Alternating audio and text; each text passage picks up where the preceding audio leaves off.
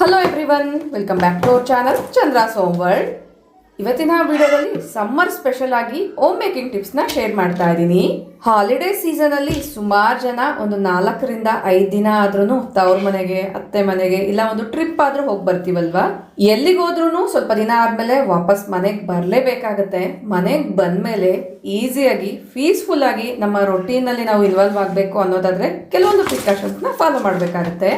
ಆ ಪ್ರಿಕಾಷನ್ಸ್ ಯಾವುದು ಅಂತ ಇವತ್ತಿನ ವಿಡಿಯೋದಲ್ಲಿ ಶೇರ್ ಮಾಡ್ತಾ ಇದ್ದೀನಿ. ವಿಡಿಯೋನ ಎಲ್ಲೂ ಸ್ಕಿಪ್ ಮಾಡಿದಿರಾ ಕೊನೆವರೆಗೂ ನೋಡ್ತಾ ಹೋಗಿ. Tip number 1, travel friendly air pack. ಹೊರಗಡೆ ಎಲ್ಲಾದ್ರೂ ಹೋಗಿ ಬರ್ಲಿ, ಏರ್ ಮಾತ್ರ ಕರೆಕ್ಟ್ ಆಗಿರುವಂತ ಕಂಡೀಷನ್ ಅಲ್ಲಿ, ಅದೇ ಒಂದು ನರಿಶ್ಮೆಂಟ್ ಅಲ್ಲಿ ಸಾಫ್ಟ್ ಆಗಿ ಇರಬೇಕು ಅನ್ನೋದಾದ್ರೆ ಈ ಪ್ಯಾಕ್ ನ ಡೆಫಿನೆಟ್ಲಿ ನೀವು ಇನ್ಕ್ಲೂಡ್ ಮಾಡ್ಕೊಳ್ಳಿ. 1 ಸ್ಪೂನಷ್ಟು ಮೆಂತ್ಯ, 1 ಸ್ಪೂನಷ್ಟು ಅಗಸೆ ಬೀಜ, 1 ಸ್ಪೂನಷ್ಟು ರೈಸ್ ನ ತಗೊಂಡಿದ್ದೀನಿ. ಇವುಗಳ ಜೊತೆಗೆ ಒಣಗಿಸಿ ಇಟ್ಕೊಂಡಿರುವಂತ ದಾಸವಾಳದ ಹೂಗಳನ್ನ ಹಾಕೊಳ್ತಾ ಇದ್ದೀನಿ. ನನ್ನ ಹತ್ರ ಈಗಾಗಲೇ ಒಣಗಿಸಿಟ್ಟಿರುವಂತ ಹೂಗಳು ಇರೋದ್ರಿಂದ ಹಾಕ್ತಾ ಇದ್ದೀನಿ. ಇಲ್ಲ ಅನ್ನೋದಾದ್ರೆ ಆಪ್ಷನಲ್. ಇನ್ನು ಡ್ರೈ ಪೌಡರ್ಸ್ ಕೂಡ ಸಿಗುತ್ತೆ. ಅಬ್ಸರ್ವ್ ಮಾಡ್ತಾ ಇದ್ದೀರಲ್ವಾ, ಕಲರ್ ಈ ತರ ಇರುತ್ತೆ. ದಾಸವಾಳದ ಹೂವು ಹಾಕಿಲ್ಲ ಅನ್ನೋದಾದ್ರೆ ಮೇ ಬಿ ಕಲರ್ ಒಂದ್ ಸ್ವಲ್ಪ ವೈಟಿಶ್ ಆಗಿ ಕ್ರೀಮಿಶ್ ಆಗಿ ಇರ್ಬೋದು. ಈ ಪೌಡರ್ನ ಒಂದು ಕಂಟೈನರ್ ಅಲ್ಲಿ ಹಾಕಿ ಇಟ್ಕೊಳ್ಳೋದಾದ್ರೆ ಟ್ರಾವೆಲ್ ಅಲ್ಲಿ ತುಂಬಾ ಎಫೆಕ್ಟಿವ್ ಆಗಿ ಯೂಸ್ ಮಾಡ್ಕೊಳ್ಬಹುದು. ಜಸ್ಟ್ ನೀರ್ ಜೊತೆಗೆ ಅಥವಾ ಮೊಸರು ಜೊತೆಗೆ ಮಿಕ್ಸ್ ಮಾಡಿ ಏರ್ ಪ್ಯಾಕ್ ತರ ಹಾಕೊಳ್ಬಹುದು. ನನ್ನ ಟ್ರಾವೆಲ್ ಅಲ್ಲಿ ನಾನು ಇದನ್ನ ಯಾವ ತರ ಯೂಸ್ ಮಾಡ್ತೀನಿ ಅಂತ ಇನ್ಸ್ಟಾದಲ್ಲಿ ಅಪ್ಡೇಟ್ ಮಾಡಿರ್ತೀನಿ. ಡೆಫಿನೆಟ್ಲಿ ನೀವು ಇನ್ಸ್ಟಾನ ಫಾಲೋ ಮಾಡಿ. ಮನೆಯಲ್ಲಿ ಒಂದು 4-5 ದಿನ ಇಲ್ಲ ಅನ್ನೋದಾದ್ರೆ ಪೆಸ್ಟ್ ಒಳಗಡೆ ಎಂಟ್ರಿ ಆಗುವಂಥದ್ದೇ ವಾಶ್ರೂಮ್ ಏರಿಯಾದಲ್ಲಿ, ಅದರಲ್ಲೂ ಕೂಡ ಸಿಂಕ್ ಏರಿಯಾದಲ್ಲಿ ಮತ್ತೆ ವಾಟರ್ ಔಟ್ಲೆಟ್ ಏನಿರುತ್ತೆ, ಸೊ ಈ ಜಾಲರ ಹತ್ರ, ಈ ಎರಡೂ ಕಡೆ ಕೂಡ ಇರುವೆಗಳಿರ್ಬೋದು, ಸಣ್ಣ ಸಣ್ಣ ಜಿರಳೆಗಳು ಎಂಟ್ರಿ ಆಗ್ಲೇಬಾರ್ದು ಅನ್ನೋದಾದ್ರೆ ಈ ಟ್ರಿಕ್ ನ ಫಾಲೋ ಮಾಡಿ. ಸಿಂಕ್ ಏರಿಯಾದಲ್ಲಾದ್ರೆ ನಾಬ್ನ ನೀಟಾಗಿ ಕ್ಲೋಸ್ ಮಾಡಿ ಲಾಕ್ ಕೂಡ ಮಾಡ್ಕೊಳ್ಬಹುದು. ಈಗಾಗಲೇ ನಿಮ್ಮ ಮನೆಯಲ್ಲಿ ಕಾಕ್ರೋಚಸ್ ಎಲ್ಲ ಜಾಸ್ತಿ ಇದೆ ಅನ್ನೋದಾದ್ರೆ ಹಿಟ್ಟನ್ನ ಕೂಡ ಸ್ಪ್ರೇ ಮಾಡಬಹುದು. ಸದ್ಯಕ್ಕೆ ಏನ್ ಕಾಕ್ರೋಚಸ್ ಕಾಣಿಸ್ಕೊಂಡಿಲ್ಲ, ಆದ್ರೂ ಪ್ರಿಕಾಷನ್ಸ್ ನ ತಗೊಳ್ಬೇಕು ಅನ್ನೋದಾದ್ರೆ ನ್ಯಾಪ್ಥಲಿನ್ ಬಾಲ್ಸ್ ಅಥವಾ ಕರ್ಪೂರ, ಇಲ್ಲ ಅಂದ್ರೆ ಎಸೆನ್ಷಿಯಲ್ ಆಯಿಲ್, ಇವು 3ರಲ್ಲಿ ಯಾವ್ದಾದ್ರು ಒಂದನ್ನ ತಗೊಳ್ಳಿ. ನ್ಯಾಪ್ಥಲಿನ್ ಬಾಲ್ಸ್ ಕಡಿಮೆ ಇದೆ, ಸೊ ಅದಕ್ಕೋಸ್ಕರ ನಾನು ಸ್ವಲ್ಪ ಕರ್ಪೂರನ ತಗೊಂಡಿದ್ದೀನಿ. ಇದ್ರ ಜೊತೆಗೆ ಎಸೆನ್ಷಿಯಲ್ ಆಯಿಲ್ ಕೂಡ ಯೂಸ್ ಮಾಡ್ತಾ ಇದ್ದೀನಿ.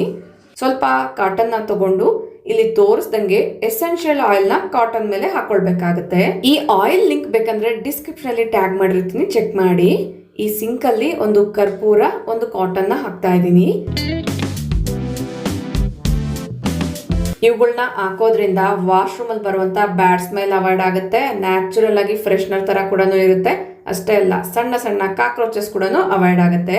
ಇಷ್ಟ ಆದ್ರೆ ಲೈಕ್ ಮಾಡಿ. ನೆಕ್ಸ್ಟ್ ಒನ್, ಯೂಶ್ವಲಿ ನಾನು ಟ್ರಾವೆಲ್ ಮಾಡಬೇಕಾದ್ರೆ ಫಸ್ಟಿಗೆ ನಾನು ಸಫರ್ ಆಗುವಂಥದ್ದೇ ನನ್ನ ಗಿಡಗಳ ಕೇರ್ ಬಗ್ಗೆ. ಗಿಡಗಳನ್ನೆಲ್ಲ ಕೂಡ ನಾನು ಎಂಟ್ರಿವೇಲ್ಲೇ ಇಟ್ಬಿಡ್ತೀನಿ. ವಾಟ್ರಿಂಗ್ ಮಾಡೋಕ್ಕೆ ಹೆಲ್ಪರ್ಗೆ ಹೇಳೋ ಕಾರಣ ಅವರು ಈಸಿಯಾಗಿ ವಾಟ್ರಿಂಗ್ ಮಾಡಬೇಕು ಅಂದರೆ ಮನೆ ಒಳಗಡೆ ಇಟ್ಟಿರುವಂಥ ಗಿಡಗಳನ್ನೆಲ್ಲ ಕೂಡ ಈ ಥರ ಎಂಟ್ರಿವೇಲ್ ಇಡಬೇಕಾಗತ್ತೆ. ಎಲ್ಲ ಗಿಡಗಳನ್ನ 1 by 1 ನೀಟಾಗಿ ಜೋಡಿಸ್ತೀನಿ. ಗಿಡಗಳೆಲ್ಲ ಎಂಟ್ರಿವೇಲ್ ಇದ್ದಾಗ ಲುಕ್ ನೋಡೋಕ್ಕೆ ತುಂಬ ಬ್ಯೂಟಿಫುಲ್ ಆಗಿರುತ್ತೆ. ಅಬ್ಸರ್ವ್ ಮಾಡ್ತಾ ಇದ್ದೀರಲ್ವಾ, ಕಿಟಕಿಯಲ್ಲೂ ಕೂಡ ಸುಮಾರಷ್ಟು ಗಿಡಗಳನ್ನ ಇಟ್ಕೊಂಡಿರೋದ್ರಿಂದ ನನ್ನ ಕನ್ವೀನಿಯೆಂಟ್ಗೆ ತಕ್ಕಂಗೆ ಆ ಕಡೆ ಈ ಕಡೆ ಮೂವ್ ಮಾಡ್ತಿರ್ತೀನಿ.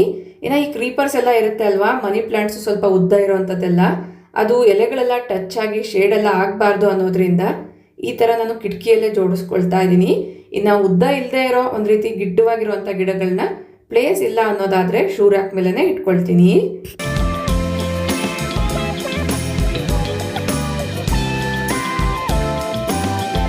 ಆದಷ್ಟು ಗಿಡಗಳನ್ನ ಪ್ಲಾಸ್ಟಿಕ್ ಕಂಟೈನರ್ ಅಲ್ಲಿ ಹಾಕಿ ಆಮೇಲೆ ಸೆರಾಮಿಕ್ ಕಂಟೈನರ್ಸ್ ಅಲ್ಲಿ ಇಡಿ. ಇಲ್ಲಾಂದ್ರೆ ತೂಕ ಜಾಸ್ತಿ ಇರುತ್ತೆ, ಮೇಂಟೆನೆನ್ಸ್ ಕಷ್ಟ ಆಗುತ್ತೆ. ಇನ್ನು ರೂಮ್ಸ್ ಅಲ್ಲಿರುವಂತಹ ಸ್ನೇಕ್ ಪ್ಲಾಂಟ್ಸ್ ನ ಕೂಡ ತಗೊಂಡ್ ಬರ್ತಿದ್ದೀನಿ. ಎಲ್ಲಾ ಗಿಡಗಳನ್ನ ಎಂಟ್ರಿವೇಲ್ ಇಡ್ತಾ ಇದ್ದೀನಿ. ಇವುಗಳಿಗೆ ಬೇಕಾಗಿರುವಂತಹ ಸನ್ಲೈಟ್ ಅಂತೂ ಈ ಟೈಮಲ್ಲಿ ಜಾಸ್ತಿನೇ ಸಿಗುತ್ತೆ. ಅದ್ರ ಜೊತೆಗೆ ವಾಟ್ರಿಂಗ್ ಪರ್ಫೆಕ್ಟ್ ಆಗಿ ಮಾಡಬೇಕು ಅಂದ್ರೆ ಡೆಫಿನೆಟ್ಲಿ ಗಿಡಗಳನ್ನ ಹೊರಗಡೆ ಇಟ್ರೇನೆ ಬೆಟರು. ಇಲ್ಲಿ ಅಬ್ಸರ್ವ್ ಮಾಡ್ತಾ ಇರ್ಬೋದು, ಗಿಡಗಳನ್ನ ಇಟ್ಟ ಮೇಲೆ ಆ ಪ್ಲೇಸ್ ಲುಕ್ಕೇ ಚೇಂಜ್ ಆಗಿಬಿಡುತ್ತೆ. ಹೊರಗಡೆಯಿಂದ ತಂದಿರೋಂಥ ಎಲ್ಲ ಗಿಡಗಳಿಗೂ ನಾನೀಗ ವಾಟರಿಂಗ್ ಮಾಡ್ತಾ ಇದ್ದೀನಿ.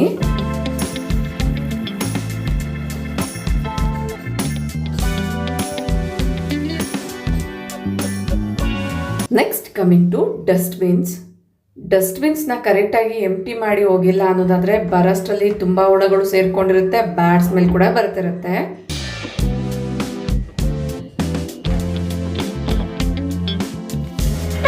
ಕಸ ಡಿಸ್ಪೋಸ್ ಮಾಡಿದ್ಮೇಲೂ ಡಸ್ಟ್ಬಿನಲ್ಲಿ ಬ್ಯಾಡ್ ಸ್ಮೆಲ್ ಬರಬಾರ್ದು, ಫ್ರೆಶ್ ಆಗಿರಬೇಕು ಅನ್ನೋದಾದರೆ ಒನ್ಸ್ ಡಿಸ್ಪೋಸ್ ಮಾಡಿದ್ಮೇಲೆ ನೀಟಾಗಿ ವಾಶ್ ಮಾಡ್ಕೊಳ್ಬೇಕಾಗತ್ತೆ.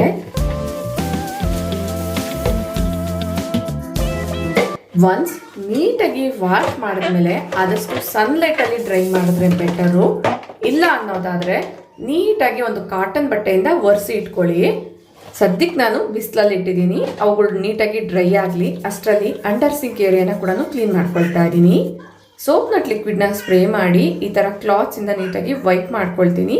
ಈ ಕ್ಲಾತ್ಸ್ನ ಉಪಯೋಗಿಸ್ಕೊಳ್ಳೋದ್ರಿಂದ ಪದೇ ಪದೇ ವಾಶ್ ಮಾಡೋ ಅವಶ್ಯಕತೆ ಬರಲ್ಲ. ಬೇಕು ಅಂದಾಗ ವಾಶ್ ಮಾಡಿ ಯೂಸ್ ಮಾಡ್ಕೊಳ್ಬೋದು, ಇಲ್ಲಾಂದರೆ ಡೈರೆಕ್ಟಾಗಿ ಡಸ್ಟ್ಬಿನ್ಗೆ ಹಾಕ್ಬೋದು. ಸಣ್ಣ ಸಣ್ಣ ಕಾಕ್ರೋಚಸ್ ಏನಾದರೂ ಬರುತ್ತೆ ಅಂತ ಡೌಟ್ ಇದ್ದರೆ ಅಂಡರ್ ಸಿಂಕ್ ಏರಿಯಾದಲ್ಲಿ ಈ ಥರ ಇಟ್ ಜೆಲ್ನ ಅಪ್ಲೈ ಮಾಡಿ. ನೆಕ್ಸ್ಟ್ 2 ಹತ್ತಿ ಉಂಡೆನ ತಗೊಂಡು ಅದ್ರ ಮೇಲೆ ಎಸೆನ್ಷಿಯಲ್ ಆಯಿಲ್ ಡ್ರಾಪ್ಸ್ನ ಹಾಕ್ಕೊಂಡಿದ್ದೀನಿ. ಈ ಹತ್ತಿನ ಕೂಡ ಅಂಡರ್ ಸಿಂಕ್ ಏರಿಯಾದಲ್ಲಿ ಹಾಕೋದ್ರಿಂದ ಸ್ಮೆಲ್ ಅನ್ನೋದು ತುಂಬ ಚೆನ್ನಾಗಿ ಬರುತ್ತೆ. ಇದು ಕ್ಲೋಸ್ಡ್ ಯೂನಿಟ್ ಆಗಿರೋದ್ರಿಂದ ಬ್ಯಾಡ್ ಸ್ಮೆಲ್ ಬರ್ದಿರಾ ಫ್ರೆಶ್ ಆಗಿರಬೇಕು ಅಂದರೆ ಈ ಒಂದು ಆಪ್ಷನ್ ಬೆಟರ್. ಡಸ್ಟ್ಬಿನ್ಸ್ ಒಳಗಡೆನೂ ಎಸೆನ್ಷಿಯಲ್ ಆಯಿಲ್ ಹಾಕಿರುವಂಥ ಕಾಟನ್ ಬಾಲ್ಸ್ನ ಹಾಕ್ತಾ ಇದ್ದೀನಿ. ಈ ಟ್ರಿಕ್ ಅಂತೂ 1-2 ಡೇಸ್ ಎಲ್ಲ ಟ್ರಾವೆಲ್ ಮಾಡ್ತೀರಾ ಅಂದ್ರೂ ಕೂಡ ತುಂಬಾ ಅದ್ಭುತವಾಗಿ ಹೆಲ್ಪ್ ಆಗುತ್ತೆ. ಇಷ್ಟ ಆದ್ರೆ ಈಗಲೇ ಒಂದು ಲೈಕ್ ಮಾಡಿ.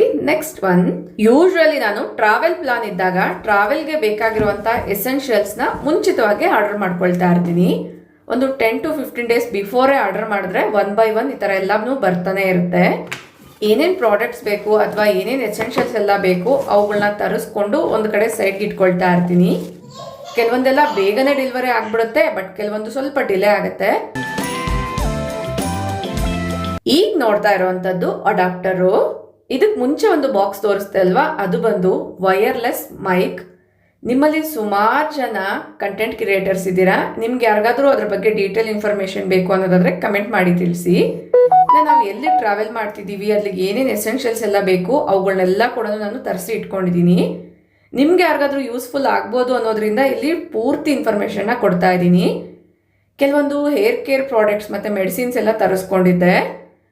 ಇವುಗಳನ್ನೆಲ್ಲ ಎಲ್ಲಂದಲ್ಲಿ ಇಟ್ಟರೆ ಮತ್ತೆ ನಾವು ಪ್ಯಾಕ್ ಮಾಡಬೇಕಾದ್ರೆ ಕನ್ಫ್ಯೂಷನ್ಸ್ ಆಗುತ್ತೆ ಅನ್ನೋದ್ರಿಂದ ನಮ್ಮ ಪ್ಲಾನಲ್ಲಿ ಏನೇನೆಲ್ಲ ತೊಗೊಂಡೋಗ್ಬೇಕು ಅಂತ ಇದೆ ಅವುಗಳನ್ನೆಲ್ಲ ಕೂಡ ಈ ಥರ ಒಂದು ದಿವಾನ್ ಮೇಲೆ ಇಟ್ಕೊಂಡಿದ್ದೀನಿ. ಪ್ಯಾಕಿಂಗ್ ಮಾಡಬೇಕಾದ್ರೆ ಈಸಿ ಆಗುತ್ತೆ, ಏನಾದರೂ ಮರ್ತೋಗಿದ್ರೂ ಕೂಡ ಬೇಗನೆ ಗೊತ್ತಾಗುತ್ತೆ ಅನ್ನೋದ್ರಿಂದ. ಆನ್ಲೈನಲ್ಲಿ ಆರ್ಡರ್ ಮಾಡಿರುವಂಥ ಪ್ರಾಡಕ್ಟ್ಸ್ ಒನ್ಸ್ ರಿಸೀವ್ ಆದಮೇಲೆ ಒಂದ್ಸತಿ ಚೆಕ್ ಮಾಡಿ ಈ ದಿವಾನ್ ಮೇಲೆ ಜೋಡಿಸ್ಕೊಳ್ತೀನಿ. ನೀವು ಅಬ್ಸರ್ವ್ ಮಾಡಿದ್ರೆ ನಮ್ಮ ಟೆರೇಸಲ್ಲೂ ಕೂಡ ಸುಮಾರಷ್ಟು ಗಿಡಗಳನ್ನ ಇಟ್ಕೊಂಡಿದ್ದೀನಿ. ಒಂದೊಂದು ಸೀಸನಲ್ಲಿ ಒಂದೊಂದು ಗಿಡದ ಬಗ್ಗೆ ಕೇರ್ ಮಾಡಬೇಕಾಗತ್ತೆ. ಇಲ್ಲಿ ನೋಡ್ತಾ ಇರುವಂಥದ್ದು ಮಲ್ಲಿಗೆ ಹೂವಿನ ಗಿಡ. ಈ 2 ಗಿಡದಲ್ಲಿ ಸುಮಾರಷ್ಟು ಹೂವು ಸಿಕ್ಕಿತ್ತು, ಈಗ ಸ್ಟಾಪ್ ಆಗಿದೆ. ಪುನಃ ಇದರಲ್ಲಿ ಹೊಸ ಚಿಗುರು ಹೊಸ ಹೂಗಳೆಲ್ಲ ಬರಬೇಕು ಅನ್ನೋದಾದ್ರೆ ಇದರಲ್ಲಿರುವಂಥ ಹಳೆ ಎಲೆಗಳನ್ನೆಲ್ಲನೂ ತೆಗಿಬೇಕಾಗತ್ತೆ. ಅಂದರೆ ಟ್ರಿಮ್ಮಿಂಗ್ ಅನ್ನೋದು ಮಾಡ್ಕೊಳ್ಬೇಕಾಗತ್ತೆ. ಎಲೆಗಳನ್ನೆಲ್ಲ ತೆಗೆದು ಹಳೆ ಕೊಂಬೆಗಳೆಲ್ಲ ಏನಿರುತ್ತೆ ಅವುಗಳನ್ನ ಈ ಥರ ಟ್ರಿಮ್ ಮಾಡ್ಕೊಳ್ತಿದ್ದೀನಿ. ಈ ಥರ ಮಾಡೋದ್ರಿಂದ 10 to 15 ಡೇಸಲ್ಲೇ ಹೊಸ ಚಿಗುರು ಅನ್ನೋದು ಬಂದು ಹೂವು ಕೂಡ ಸ್ಟಾರ್ಟ್ ಆಗುತ್ತೆ. ಕಮಿಂಗ್ ವಿಡಿಯೋಸಲ್ಲಿ ಅದನ್ನು ಕೂಡ ತೋರಿಸ್ತೀನಿ. ಇವುಗಳಿಗೆ ಜಸ್ಟ್ ಕೊಟ್ಟಿಗೆ ಗೊಬ್ಬರ ಮಾತ್ರನೇ ಹಾಕಿದ್ದೀನಿ. Next coming to kitchen. ಅಡುಗೆ ಮನೇಲಿ ಏನಾದ್ರು ಜಿಡ್ಡಿತ್ತು ಅಂದರೆ ಅದನ್ನು ಒಂದು 2-3 ದಿನ ಬಿಟ್ರೆ ತುಂಬ ಗ್ರೀಸಿ ಆಗಿಬಿಡುತ್ತೆ. ಅದಕ್ಕೋಸ್ಕರ ಎಲ್ಲರೂ ಹೊರಗಡೆ ಹೋಗಬೇಕು ಅಂದಾಗ ಒಂದು 2 ದಿನ ಹಿಂದೆನೆ ಕಿಚನ್ನ ಕ್ಲೀನ್ ಮಾಡ್ಕೊಂಡ್ಬಿಡ್ತೀನಿ.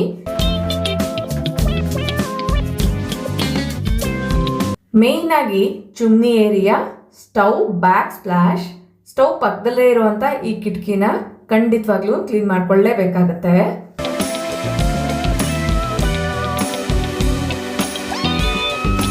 ಇನ್ನು ಅಡುಗೆ ಮನೆಯಲ್ಲಿರುವಂಥ ವಾಲು ಕೂಡ ಸ್ವಲ್ಪ ಡರ್ಟಿ ಆಗಿತ್ತು, ಅದನ್ನ ಕೂಡ ವೈಪ್ ಮಾಡ್ಕೊಳ್ತಾ ಇದ್ದೀನಿ.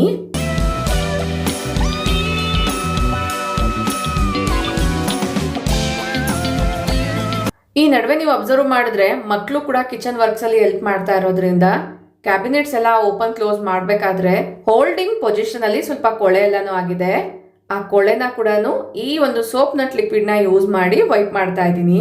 ಈ ಕ್ಯಾಬಿನೆಟ್ಸ್ ಔಟರ್ ಪಾರ್ಟ್ ಇರ್ಬೋದು, ಇನ್ನರ್ ಪಾರ್ಟ್ಸ್ ಎಲ್ಲ ಕೂಡ ಇದರಿಂದ ಕ್ಲೀನ್ ಮಾಡ್ಕೊಳ್ಬೋದು.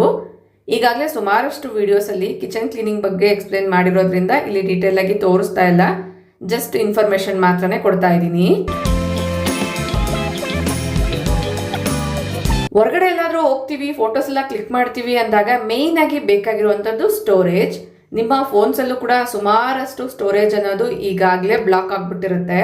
ಅವುಗಳನ್ನೆಲ್ಲ ಸ್ವಲ್ಪ ಅನ್ಬ್ಲಾಕ್ ಮಾಡಿ ಸ್ವಲ್ಪ ರಿಲೀಫ್ ಮಾಡಿ. ಟ್ರಾವೆಲ್ ಮಾಡೋದಕ್ಕಿಂತ ಮುಂಚೆ ಮೇಯ್ನ್ ಆಗಿ ಅಟ್ ಪ್ರೆಸೆಂಟ್ ಬೇಕಾಗಿರುವಂಥದ್ದೇ phone storage space.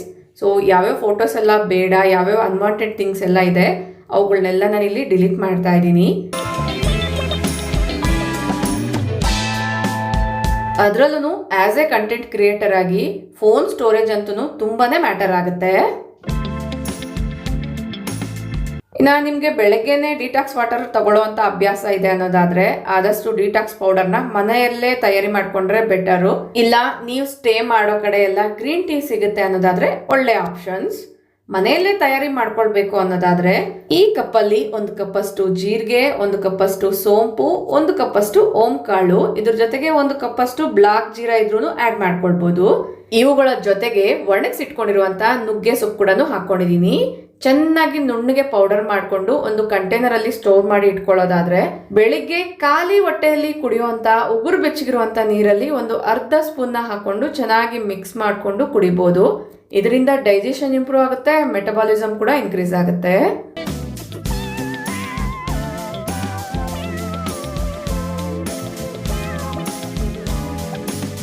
I hope ಈ ವಿಡಿಯೋದಲ್ಲಿ ಶೇರ್ ಮಾಡಿರುವಂತ ಇನ್ಫಾರ್ಮೇಶನ್ ನಿಮ್ಮೆಲ್ಲರಿಗೂ ಇಷ್ಟ ಆಗಿದೆ, ಇಂಟ್ರೆಸ್ಟಿಂಗ್ ಆಗಿದೆ ಅಂತ ಅನ್ಕೊಳ್ತೀನಿ. ವಿಡಿಯೋ ಇಷ್ಟ ಆದ್ರೆ ಈಗ ಒಂದು ಲೈಕ್ ಮಾಡಿ, ನಿಮ್ಮ ಫ್ರೆಂಡ್ಸ್ ಅಂಡ್ ಫ್ಯಾಮಿಲಿ ಜೊತೆಗೂ ಶೇರ್ ಮಾಡಿ. ನಿಮ್ಮ ಅನಿಸಿಕೆ ಅಭಿಪ್ರಾಯಗಳನ್ನ ಕಮೆಂಟ್ ಅಲ್ಲಿ ತಿಳಿಸಿ. Thank you for watching. ನಮಸ್ತೆ.